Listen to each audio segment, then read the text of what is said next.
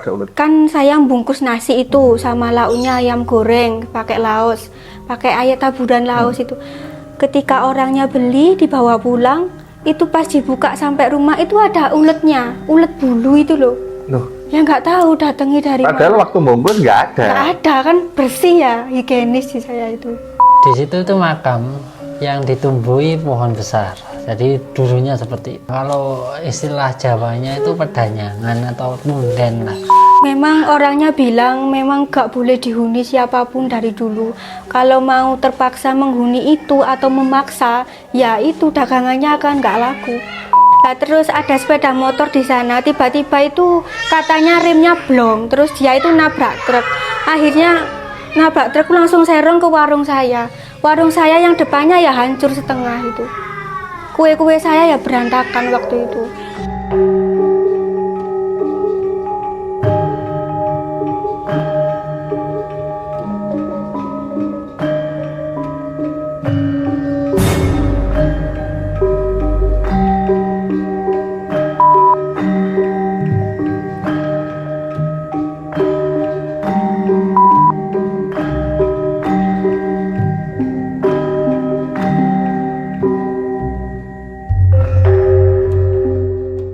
Oke, kembali lagi di Sisi Gelap Kuliner. Di episode kali ini masih sama, kita mendatangkan narasumber yang dimana narasumbernya merupakan pelaku usaha atau UMKM di bidang kuliner ya. Dan tapi sebelum kita masuk ke ceritanya, aku dan tim ya mau mengucapkan terima kasih buat kalian yang selalu support dan selalu nonton channel ANTS Plus Sisi Gelap Kuliner. Dan buat kalian yang baru kali ini nonton, semoga cocok dan bermanfaat buat kalian. Oke, langsung aja ke ceritanya.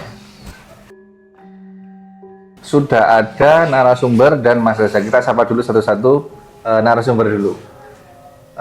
Ini Dengan saya, Mbak Dana. Mbak Dana ya? Iya. Panggilnya Mbak Dana Iya. atau Kak Dana? Dana aja nggak apa-apa. Oh, Dana aja. Iya. Mbak Dana aja Mbak lah. Dana, iya. aja. Oke, Mbak Dana. Terus aslinya dari Malang sini. Malang sini. Oke. Mas Reza. Kalau Mas Reza namanya masih Mas Reza lah ya. Oke, Mas Reza di beberapa episode kita duduknya berjauhan dulu. Iya. Supaya narasumber merasa aman. Jadi Iya. kan dikelilingi. Kalau dia di pinggir nanti bahaya. Kalau ada Iya. apa-apa kan repot. Oke. Saya dengarnya dari info yang ada, katanya Mbak Dana itu dulu pernah kayak berjualan atau berhubungan dengan dunia kuliner lah, entah jualan, entah apa, itu benar?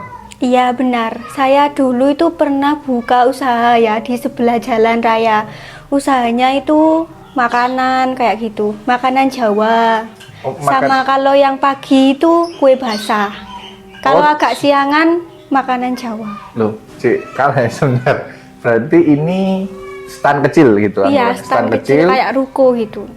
Kalau pagi jajanan, Iya, kue Kal- basah. kue basah, kalau siang, Kalau siang nasi sama lalapan kayak gitu, masakan Jawa intinya. oke, kalau malam sama.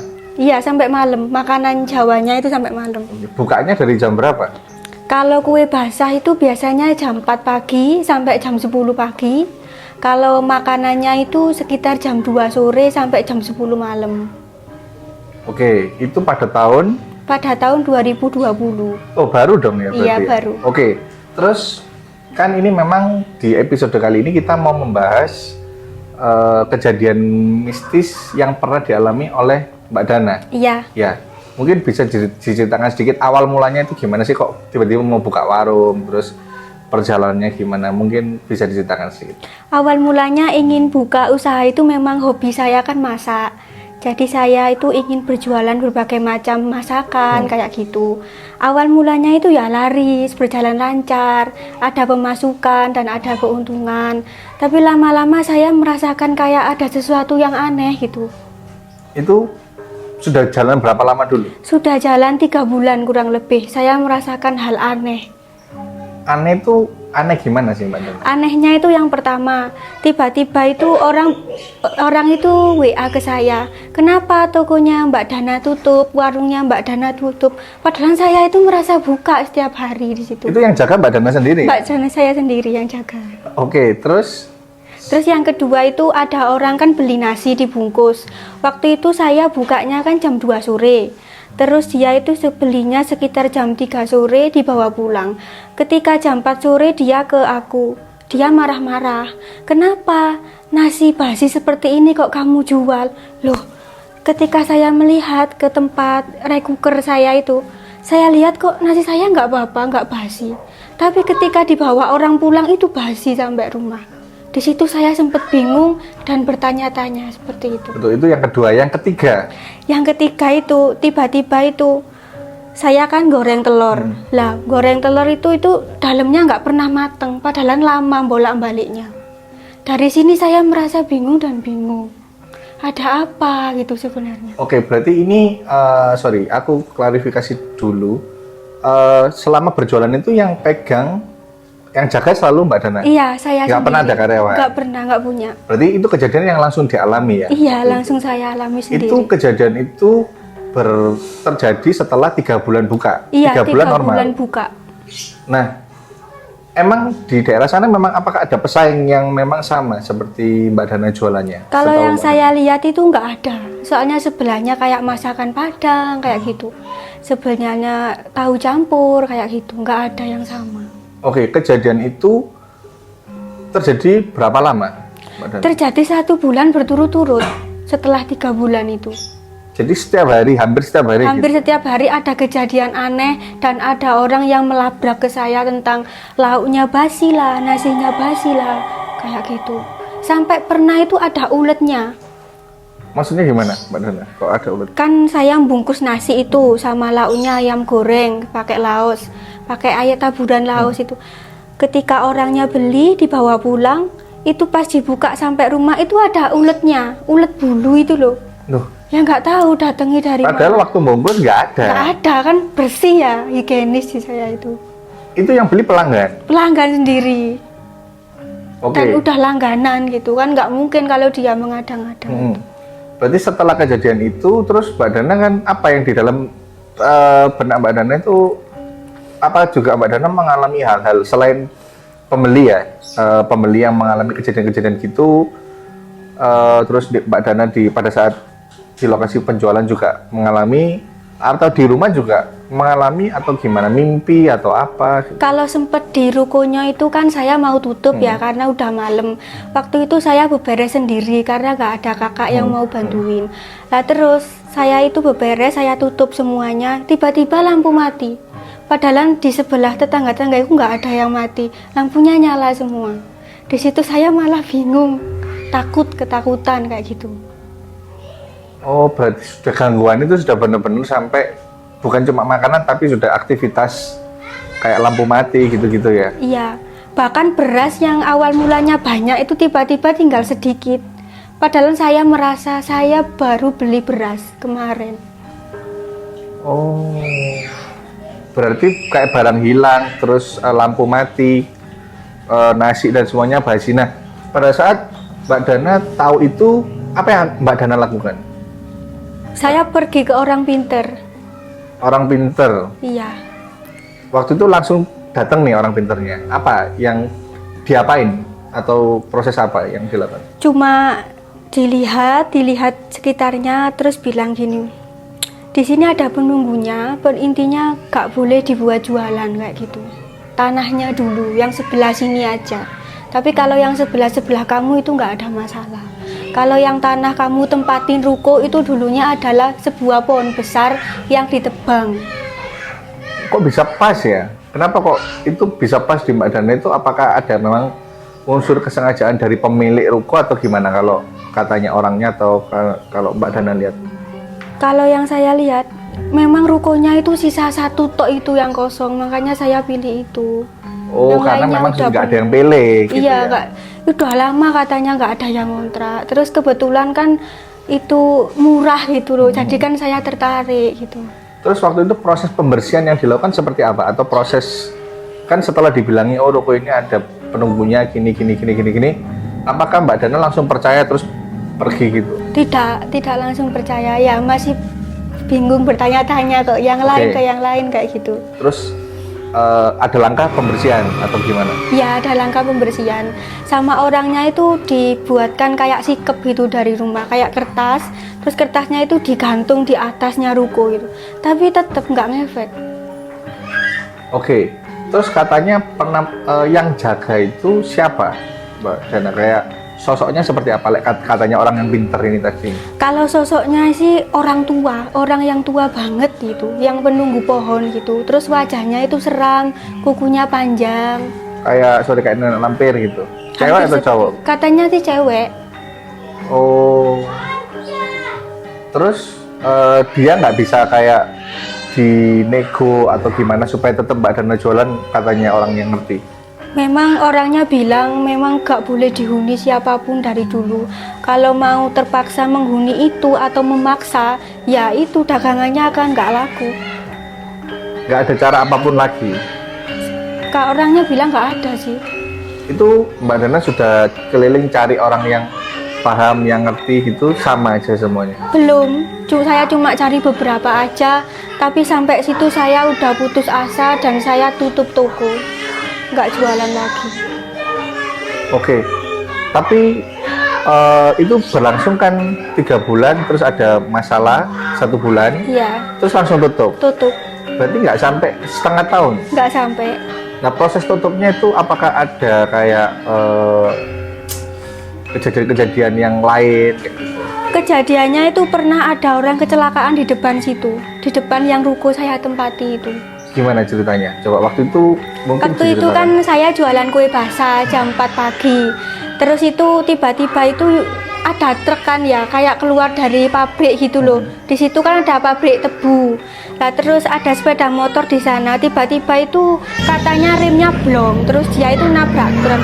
Akhirnya nabrak truk langsung serong ke warung saya. Warung saya yang depannya ya hancur setengah itu. Kue-kue saya ya berantakan waktu itu. itu kejadian paling parah yang pernah Mbak Dana alami. Itu yang terakhir. Yang terakhir saya alami. Yang itu yang sebentar.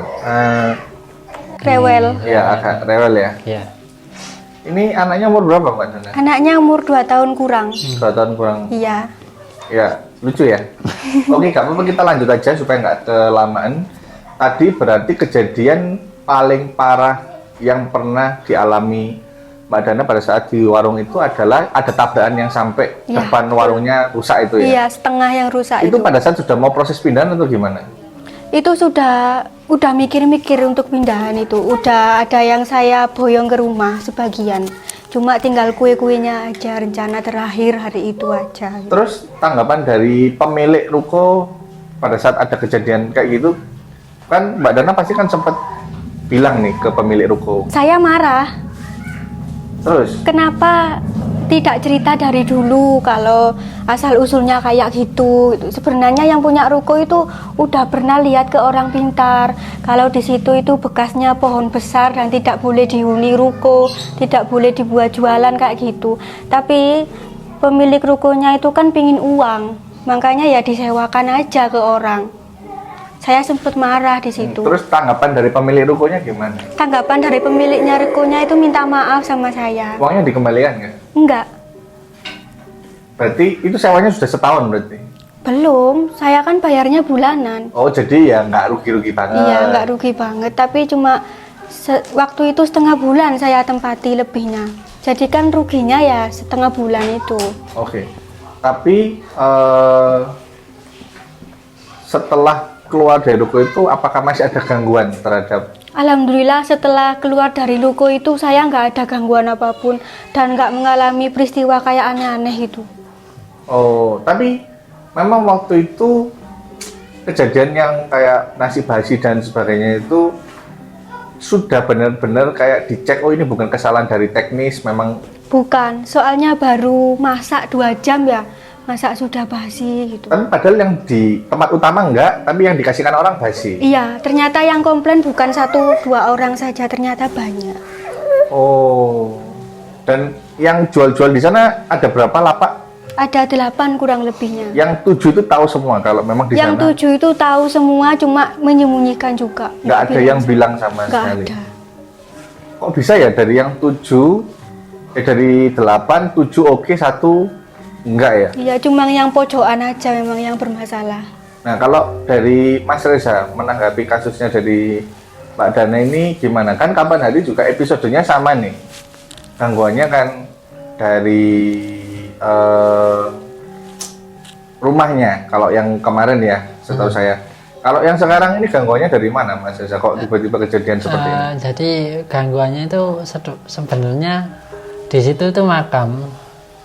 Jadi makam tua yang ditumbuhi pohon besar. Jadi dulunya seperti itu. Makanya di situ nggak boleh untuk sebenarnya ditebang. Kalau istilah Jawanya itu pedanyangan atau punden seperti itu. Jadi gitu seperti itu. Itu. Jadi pedanyangan atau punden di situ. Loh, nggak, maksudnya kalau sosoknya itu memang seperti yang dibilang kayak nenek tua gitu. Kakek tua. Jadi sesepuhnya situ itu loh. Emang di situ nggak boleh untuk jualan sebenarnya, dibangun pun nggak boleh. Terus bolehnya untuk apa? Nggak, ya kan dibuat apa-apa? Ya harusnya itu kan punden desa. Punden desa itu ibaratnya apa ya, pedanyangannya desa. Jadi makam tua di desa itu atau di sekitar itu seperti itu. Nggak, tapi kalau misalkan kan Mas Reza biasanya kan juga sudah biasa nangani gini. Kalau tempat-tempat yang seperti itu tuh kayak misalkan dinego atau diapain itu nggak bisa? Bisa dinego bisa. Dinego bisa, tapi kan dari awal pembangunannya kan dilihat dulu orangnya niatnya bagaimana. Kalau niatnya memang sebenarnya niat dari awal pemiliknya kan sudah gak beres. Juga ada punden yang gini, suruh nempati di situ orangnya nanti kira-kira mati dan seperti itu. Jadi minta, memang sengaja seperti itu kan. Nanti kalau dia sudah mati, orangnya di situ punya imbalan. Jadi ada imbalan khusus itu. Nah, kalau di kasusnya Mbak Dana ini apakah memang juga anggapannya minta tumbal atau gimana? Kalau yang dialami oleh Mbak Dana ini? Itu memang ya, itu ya minta tumbal. Jadi ada tumbal khusus yang memang nanti dipersembahkan pada yang di situ itu. Tapi kan aneh, dari 8 petak nih, Ya. 7 enggak, 1 iya. Harusnya kan yang 7 juga mengalami. Iya. Karena tetap ya apa-apa satu bangunan kan. Karena yang Dana ini orangnya sedikit peka dan lemah dalam artian pengertian spiritualnya waktu itu gitu. Oh, kalau yang 7? Yang 7 itu kuat. Jadi kan dia kan yang 7 itu kan laki-laki, jadi ini kan sendiri berarti.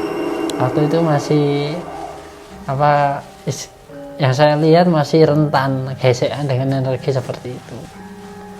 Kalau misalkan pada saat itu diteruskan berjualan di sana, apa yang terjadi? Pertama gak bisa nikah. Nah, apa hubungannya? Nggak bisa nikah dengan? Ya memang gak bisa nikah, jadi di juduni. Terus sakit-sakitan terus menerus. Mungkin di situ pernah mengalami ya, mungkin kejadian langsung apa? Saya tak lihat itu langsung ada darah di situ. Mungkin Mbak Dana pernah mengalami pendarahan apa di situ? Saya tiba-tiba mimisan itu pernah. Padahal saya nggak sakit apa-apa. Itu kapan Mbak Dana? Kalau diceritakan singkat aja. Waktu itu siang, sore, malam atau Sore gimana? hari waktu itu.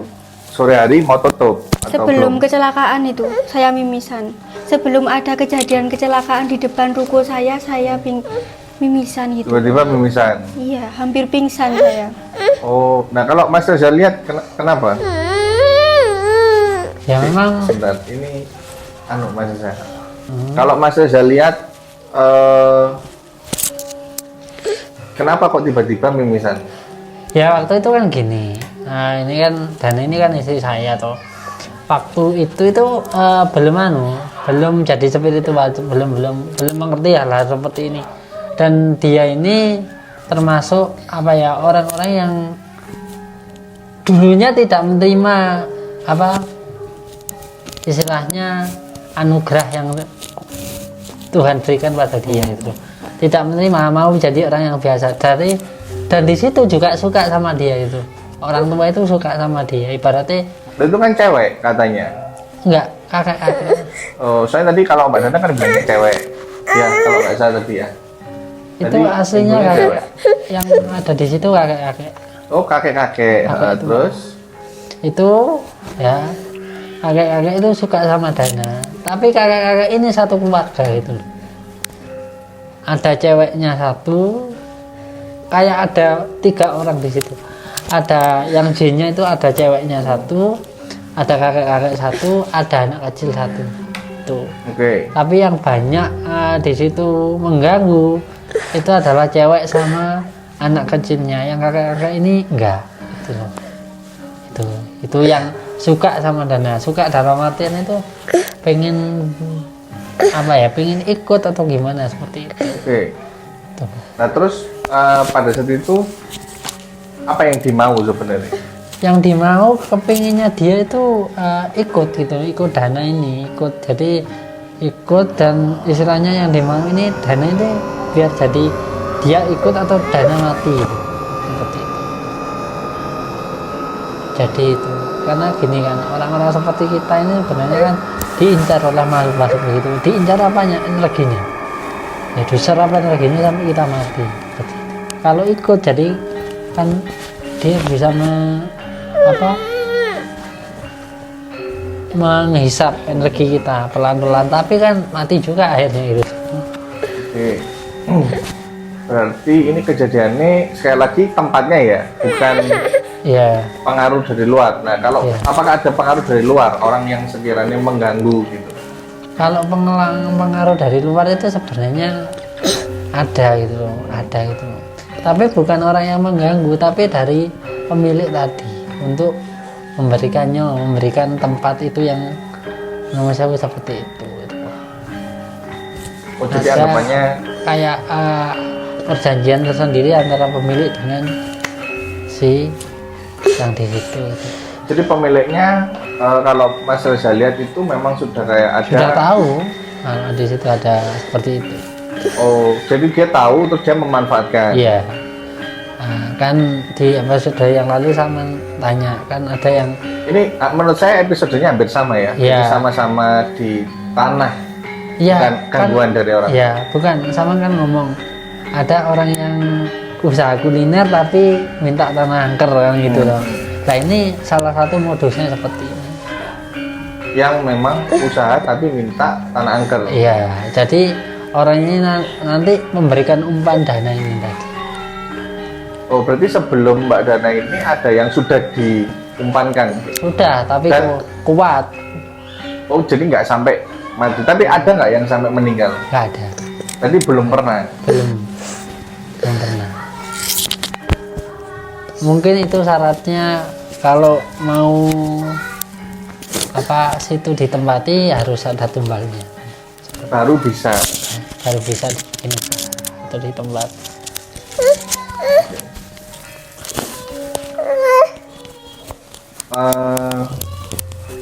Mungkin dari itu dulu. Ada pertanyaan nggak perihal ini? Iya, soalnya tadi kan ada mau mediatoran, dia kan manggil yang punyanya. Ini yang si kecilnya terasa gitu loh. Makanya kan tiba-tiba rewel gitu loh. Ini kalau dia mau dibikin istilahnya kan mau tahu yang di sana secara sisi goibnya, makanya kan si kecilnya agak rewel itu loh. Oh, tapi kan kondisinya nggak memungkinkan. Iya, memang karena bukan kondisinya mas, memang dia terasa tadi kan diem aja kan waktu kita ini terus tiba-tiba mama gitu. Ya nggak apa-apa, itu nggak perlu. Jadi yang penting saya simpulkan dari ceritanya Mbak Dana ini memang karena tanahnya itu dulu bekasnya Ya, makam, ada pohon beringin terus ditebang sehingga mengganggu yang menempati di sana, dan ternyata juga ditambah dari pemilik ada kayak perjanjian khusus dengan itu. iya, Jadi yang mau sewa di tempat itu memang sengaja kayak ditumbalkan lah Iya. sebagai kalau memang ternyata terjadi ya nanti keuntungannya diambil oleh pemilik Iya. toko. Oke sih, mungkin kalau menurut saya ini episodenya memang nggak terlalu banyak ya. Mungkin dari kru ada yang mau ditanyakan atau sudah cukup? Mungkin sama deh. Apakah Mbak masih masukkan itu nggak kok? Usahanya nggak? Maksudnya Tidak. Atau lain itu pindah ke usaha lagi? atau pengen kembali lagi ke kuliner nggak nanti suatu saat? Sepertinya tidak. Kenapa kok nggak mau kembali lagi ke kuliner? Karena saya sekarang sudah beda bidangnya. Sudah nggak suka sama jualan makanan seperti Oh, memang nggak terlalu suka. Sekarang saya lebih suka mendalami pengalaman saya sendiri yang memang keturunan. Oh, oke. Ya, spiritualnya. Oke. Mungkin dari saya itu dulu. Buat kalian yang nonton, kemanapun kalian berada, jangan lupa berdoa sebelum berkuliner karena banyak sisi gelap di balik kata kuliner. Oke, sampai ketemu di episode selanjutnya.